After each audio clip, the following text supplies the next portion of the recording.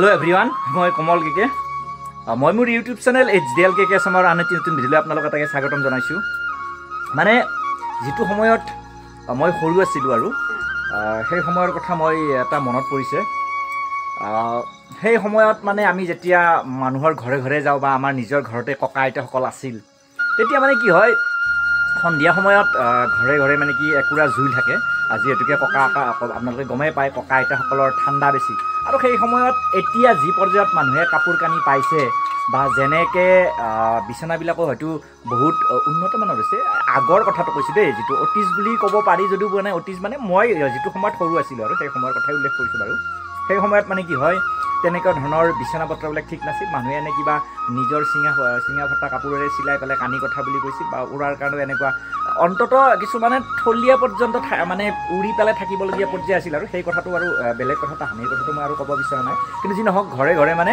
যিহেতুকে কাপোৰ কানিৰ পৰিমাণ কম সেইকাৰণে জুয়ে কুৰাকে সকলোৰে ঘৰত আছিল আৰু তো সেই যিটো সময়ত ককা আইতাহঁতে চোতালত একুৰা জুই ধৰি পেলাই আমাৰ যিবিলাক নাতি নাতিনীবিলাক আছে বা ওচৰৰ ঘৰৰ যিবিলাক দুই চাৰিজন ল'ৰা ছোৱালী থাকে সেই ককা আইতাসকলৰ ওচৰত আহি পেলাই সাধু কথা শুনে বা কিবা আগৰ মানুহবিলাকৰ কিন্তু এই আজিকালিৰ দৰে এনেকৈ নাছিলে মদ ভাং বা বিড়ি মানে চিগাৰেট টিগাৰেটৰ প্ৰতি এনেকুৱা মানে এট্ৰেকশ্যন নাছিল আৰু যি ধৰণে খাব লাগে সেইবিলাক আছিল মানে এনেকুৱা বিড়ি আছিল যে ককা আইতাসকলে অলপ বিড়ি টানিছিল বা তেনেকৈ ধৰণৰ নাতিসকলে বিড়ি লৈ আহিছিল ককা আইতাসকলৰ ওচৰত আনি পেলাই মানে ধুনীয়াকৈ ককা আইতাসকলে জোৰ কাষত বহুৱাই লৈ পেলাই কি কৰিছিল মানে সাধু কথা অৱতাৰণা কৰিছিল ধুনীয়া ধুনীয়া পৌৰাণিকেই হওক বা কিছুমান সাজি কাচি কোৱা ধুনীয়া সাধু কথা এই নাতিসকলৰ মানে আগত প্ৰকাশ কৰিছিল আৰু সেইবোৰ শুনি পেলাই নাতিসকলে ধুনীয়াকৈ আগচি ধৰিছিল ককা আইতাসকলক বা আৰু তেনেকৈ মানে কি হৈছিল ৰাতিলৈকে বহু সময় ধৰি পেলাই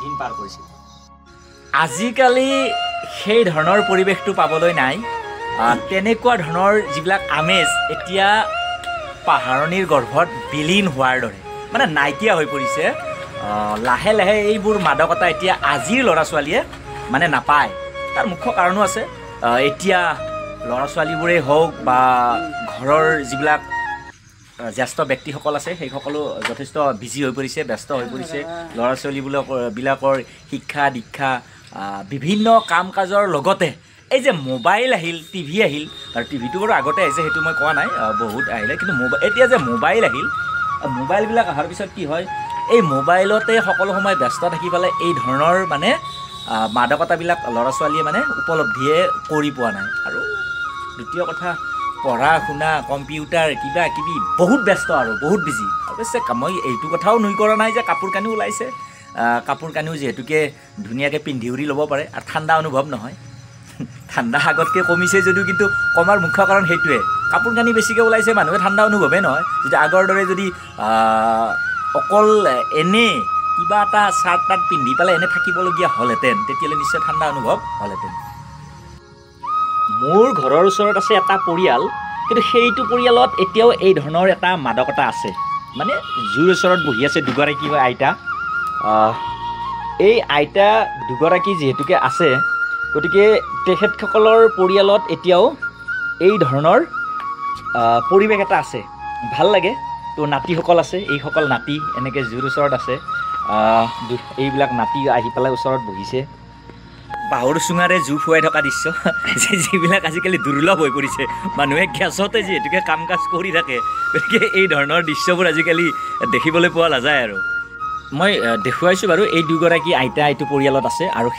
সেই গতিকে ইয়াত সেই মাদকতাটো ইয়াৰ নাতি সুতিসকলে এতিয়াও মানে পাইছে সাধু কথা চলে নচলে সেইটো বাৰু মই ক'ব নোৱাৰিম কিন্তু এটা কথা জানো এখেতসকলৰ মাজত এগৰাকী ককাও আছিল আজি কিছুদিন আগতে ঢুকুৱাইছে তেখেতো বৰ ৰসাল মানুহ আছিলে ৰসাল ব্যক্তি আছিলে তেখেতে যেতিয়া সাধু কথাৰ অৱতাৰণা কৰে এনেকুৱা অনুভৱ হয় যেন মানে এখন সঁচাকৈ কিবা কাহিনীৰে ইয়াত সৃষ্টি হৈ আছে নাটকহে মানে সৃষ্টি হৈ আছে আৰু তেওঁৰ সাধু কথা শুনাৰ বাবে ওচৰৰ ঘৰৰ ল'ৰা ছোৱালীবোৰে কি কৰিছিলে মানে বিড়ি হাতত মানে এটিকৈ বিড়ি আনি পেলাই তেখেতক যাচিছিল আৰু তেখেতক কৈছিল যে ককা আপুনি আমাক কি কৰিব লাগে সাধু কথা শুনাব লাগে এই ধৰণৰ মানে মাদকতাও আছিল আৰু যে আমি আগতেই কৈছোঁ চোতালত যি ধৰণে আমি ঢাৰি পাতি বা গৰমৰ দিনতো সেনেকুৱা পৰিৱেশ আছিল। এতিয়া ঠাণ্ডাৰ দিনত যেনেকৈ জুহালৰ ওচৰত আমি এনেকৈ বহি লওঁ, ঠিক তেনেকৈ গৰমৰ দিনত চোতালত ঢাৰি পাতি পাৰি পেলাই ল'ৰা ছোৱালীখিনি আহি কি সুন্দৰকৈ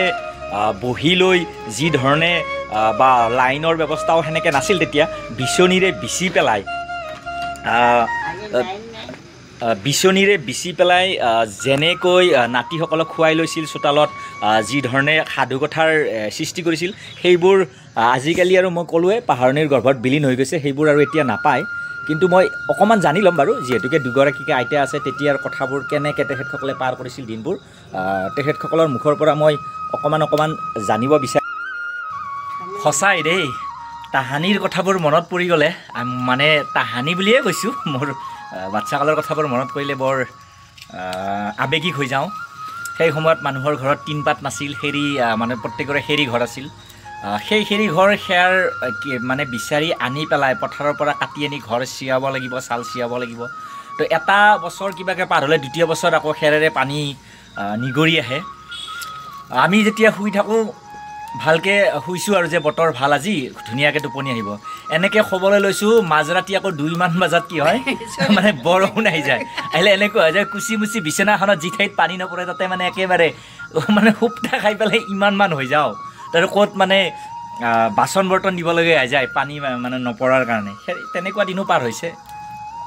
ঠাণ্ডাৰ সময়ত গাত ল'বলৈ কাপোৰ নাথাকে, তেনেকুৱা দিনো মানুহৰ অতিবাহিত হৈছে। অৱশ্যে তেনেকুৱা দিন নাই, আজিকালি সকলোৰে টকা পইচা হৈছে, কাম কাজ কৰিব পৰা হৈছে। গতিকে মোৰ মাজত দুগৰাকীকৈ আইতা আছে, দুগৰাকী আইতাৰ পৰা জানি লওঁ পুৰণা দিনৰ কিছু কথা।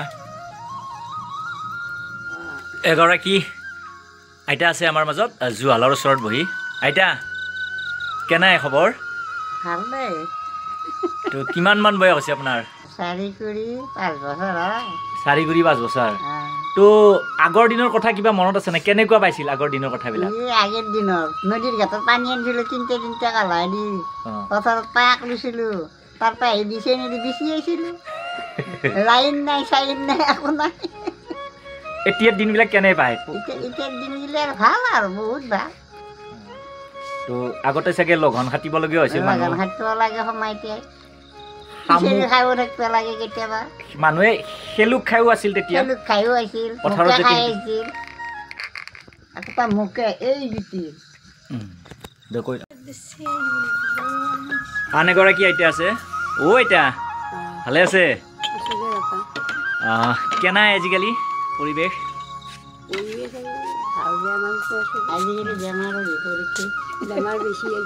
বেমাৰ আহিছে ন? এনেই কিবা কিবি আহিছে আৰু। তো আগৰ দিনৰ কথা অলপ কওকহে, কেনেকৈ কি আছিল? আগৰ দিনত আৰু বিচনী দি ধাৰা পাৰি চলে, ল'ৰা ছোৱালীক দিছে, সাধু কথা কোৱা, এনেকৈ লাইনো নাই, চাকিৰ পোহৰত তেনেকৈ বহি থকা দিছিল। এই নাতিপুতিসকলক লগত লৈ পেলাই চোতালতে দিন কটাইছিল ন? আপোনাৰ কৈ চালে আৰু পঢ়িও তাতে চাকিৰ পোহৰত। চাকিৰ পোহৰত লাইন নাইতো, লাইন চাইন নাছিল। সেনেকৈ থকা দিছিল। আপোনাৰ ল'ৰা ছোৱালী কিমান আছিল? ল'ৰা ছোৱালী 3টা আছিল ন? মানে মোটামুটি ধৰি লওক এতিয়াৰ পৰিৱেশ আৰু তেতিয়াৰ পৰিৱেশৰ মাজত এটা বৃহৎ পাৰ্থক্য আৰু। তো আমেজো আছিল তেতিয়া কিছু, মানে এতিয়া ধৰি লওক মানে চহৰৰ দৰে পৰিৱেশ হৈ গৈছে, ইঘৰৰ লগত সিঘৰ অহা যোৱাৰ পৰিৱেশ নাই। গাঁও অঞ্চলতো এতিয়া সেনেকুৱা হৈছে, ৰাস্তা ঘাট ঘৰ দুৱাৰ কংক্ৰিটৰ হ'ল। তেতিয়া এই ধৰণৰ পৰিৱেশ নাছিল, হয়নে নহয়?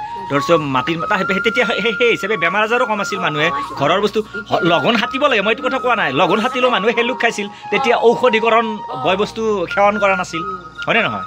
বা হয়, মানুহে লঘন খাটিবলগীয়া হৈছিল, কিন্তু এতিয়া উৎপাদন বাঢ়িছে, কাৰণ বয় বস্তু মানে এডৰা মাটিতে যথেষ্ট উৎপাদন হয়, যিহেতুকে চব ঔষধীকৰণ বা হাইব্ৰিড বস্তু ব্যৱহাৰ কৰে, হয়নে? তেতিয়া কিন্তু এই ধৰণৰ নাছিল। তো বহুত ভাল পৰিৱেশ আছিল। এই সুন্দৰভাৱে আইতা কেইগৰাকীয়ে ইয়াত জুই ৰুম লৈ আছে। এই নাতিসকল ইয়াতে বহি আছে। বাবা, পঢ়া শুনা চলি আছে নে নাই? আছে। কোন ক্লাছ পাইছে এইবাৰ? 6 ক্লাছ 6। টিউশ্যন পাতি কৰি আছে ন? কোন স্কুলত? হাবাৰ পাব্লিক স্কুল। হাবাৰ পাব্লিক স্কুল। তো এনেকৈ আছে আমাৰ এই সকলো। বাবা, কেনেকুৱা? এগৰাকী বোৱাৰীও আছে ইয়াতে, আমি তেখেতৰো কথা অলপ জানি লওঁ। এতিয়া তো এখেতে বাৰু আগৰ কথা ক'ব নোৱাৰিব, এতিয়াৰ কথাই কেনেকুৱা, এতিয়া কেনেকুৱা অনুভৱ? মানে আগৰ পৰিৱেশ ইমান নাপালে ন, এতিয়াতো মানুহে কাপোৰ কানি পাইছে, জুৰ পৰিৱেশ ইয়াতে পাই থকা যায় ন? আইতাকেইগৰাকীৰ কাৰণে বা ককাও আছিল, সেইকাৰণে জুৰ পৰিৱেশ পাই থকা গৈছে।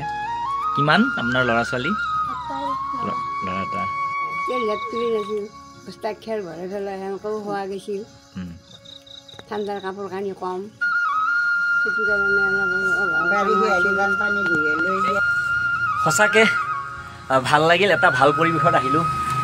বহুদিনৰ মূৰত এনেকুৱা পৰিৱেশ এটা পালোঁ, বহুদিন বুলিয়ে ক'লোঁ, আৰু ভৱিষ্যতে হয়তো এনেকুৱা পৰিৱেশ আমাৰ হেৰাই যাব, আমাৰ সমাজৰ পৰা নাইকিয়া হৈ যাব, যিহেতুকে মানুহ কংক্ৰিট মাজত সোমাই পৰিছে। গাঁৱে ভূঞেও এতিয়া চহৰ গঢ় লৈ উঠিছে। আগৰ যি গাঁৱৰ পৰিৱেশ তেনেকুৱা ধৰণৰ নাই। সকলোৱে এতিয়া এনেকৈ যি জুৰ লৈছিল বা আছিল, এতিয়া তেনেকৈ নাই। মানুহে সন্ধিয়া লাগিলে বিচনাৰ তলত, লেপৰ তলত মানে সোমাই যায়, সোমাই পৰে, লয়। ইজনে সিজনৰ মনৰ বতৰা, সাধুৰ শ্বেয়াৰ বা যিকোনো আৰু গল্প, গুজব, আড্ডা, এইবোৰ লাহে লাহে কমি গৈ আছে।